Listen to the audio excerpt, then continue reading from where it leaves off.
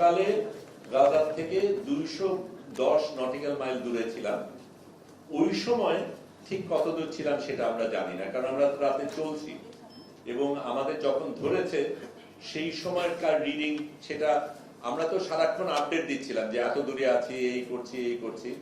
আমরা 210 nautical mile থেকে রওনা দিয়েছি, তখনকার রিডিং সম্বন্ধে বলতে পারি। এই জায়গাটা কত দূরে আমরা নিশ্চিত বলতে পারি না, কিন্তু সম্ভবত আলেকজান্ডার কিছুটা পেরিয়ে। আমি এই হিসাবে বলছি যে আমাদের ওখান থেকে আমাদের 5:30টার দিকে বোধহয়, 6টার একটু আগে 5:30টার দিকে আমাদের বোধহয় ধরা হয়। তারপর তো আমরা টানা চলি এবং আমাদের জমিনে পৌঁছতে রাত 8:30 খানিক লাগে। কাজেই 12 ঘন্টা খানিক আমাদের যাত্রা করতে হয়েছে। কাজেই 12 ঘন্টা চলার পথ যদি হিসাব করি তাহলে ওই 180 বা কিছু হবে। তবে আমি অনুমান করে বলছি। এটাও প্রাসঙ্গিক বলা যে আমাদের কিন্তু সবচাইতে দূরে ধরেছে, আমাদের ক্ষেত্রে ওরা সবচেয়ে বেশি আতঙ্কিত ছিল। অন্যান্যদের অনেক বেশি কাছে যেতে দিয়েছে, আমাদের কিন্তু অত কাছে যাওয়ার অনেক আগেই এবং বিশাল একটা অভিযান নিয়ে ধরা হয়েছে। টর্চারের কথা যদি বলি, সেটা অনেক রকমের টর্চার। প্রধান টর্চার আমি বলবো মেন্টাল টর্চার। কারণ যেইভাবে, যেমন কথার কথা, আঘাত ততটা হয়তো পায়নি, কিন্তু আমার পাশে দুজন তুরস্কের ক্রু যারা ছিল, একজন ওরা ইংরেজি বলে না, একজন আরেকজনের সাথে ইংরেজিতে কথা বলছে, তখন মেশিন গান নিয়ে, মেশিন ব্যারেল দিয়ে গুতা মারে এবং বিকট একটা আওয়াজ করে ওই জিনিসটা করে।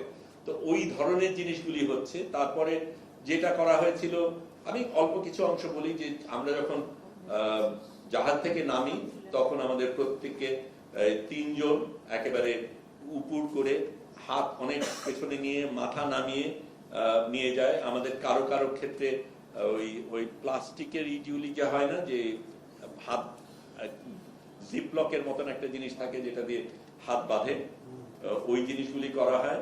তারপরে আমার পাশে ইয়াসিন নামে একজন, ইয়াসিন না,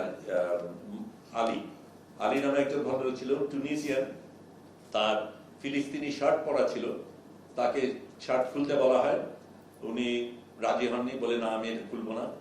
তখন তার উপর চড়া হয়, তাকে সাহায্য করতে আদনান বলে একজন যায়, তার উপরে চড়া হয়।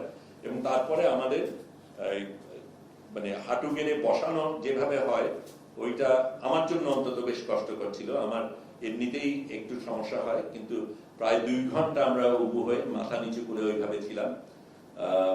এটা আমি নিশ্চিত না, একজন আমাকে বলেছে, আমার দেখা নেই, তবে হতেও পারে, গন্ধ দিয়ে হতে পারে, বলা হয়েছিল যে যেই জায়গাটায় ঘাটে, যেই জায়গায় টার্মাকের উপর আমাদের বসানো হয়, সেইখানে কি তারা গিয়ে পেশাব করেছিল, তারপরে আমাদের বসানো, ইসরায়েলিরা পেশাব করেছিল।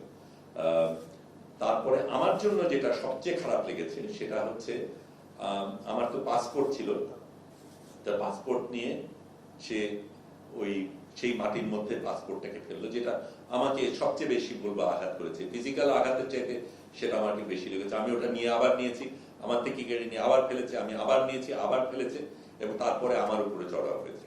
কাজে এই ধরনের কিছু কিছু জিনিস হয়েছে যেটা নিয়ে আমরা চিন্তিত ছিলাম। আমি আলীর কথা যদি বলি, আলীর তখন গেঞ্জি ছেঁড়া।